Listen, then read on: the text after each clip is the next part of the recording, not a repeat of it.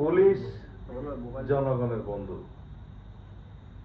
এটা আমরা মুখে যাই, কিন্তু বাস্তবে জনগণের বন্ধুতে পরিণত করার জন্য আমরা কাজ শুরু করেছি। বিগত ফ্যাসিবাদী সরকারের সময় বিভিন্ন রাজনৈতিক হস্তক্ষেপের কারণে এই প্রতিষ্ঠান ক্ষতিগ্রস্ত হয়েছে এজ এ হোল। কিন্তু পুলিশি ব্যবস্থা ছাড়া কি সমাজ টিকবে? তো সুতরাং এটা মাথায় রেখে আমরা পুলিশকে সংস্কার করতে চাই, এই ব্যবস্থাকে সংস্কার করতে চাই, এবং প্রকৃতপক্ষে তাদের মনোবল বাড়ানোর মধ্য দিয়ে সেই কাজটা করা যায়। আমরা সেই কাজটাই করছি, এবং পুলিশের মনোবল যাতে বৃদ্ধি হয়, তারা জনগণের বন্ধু হিসেবে কাজ করে।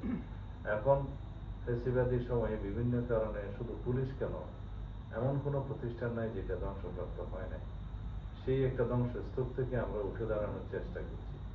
সেই অবস্থায় গণঅভ্যুত্থান পরবর্তী অবস্থার মধ্যে জনগণের যে প্রত্যাশা, সেই প্রত্যাশার সাথে আমরা তাল মিলিয়ে আমাদেরকে চলতে হবে। সেই মোটিভেশনাল ওয়ার্কটা আমরা করছি। আমি বিভিন্ন ডিপার্টমেন্টে যাব, তাদের সাথে মোটিভেশনাল স্পিচ দেবো, কথা বলবো, তাদেরকে সাহস দিতে হবে, এবং এদেরকে নিয়েই আমাদেরকে চলতে হবে। তো সুতরাং এখন আমরা পিছনের দিকে না তাকিয়ে সামনের দিকে তাকাই।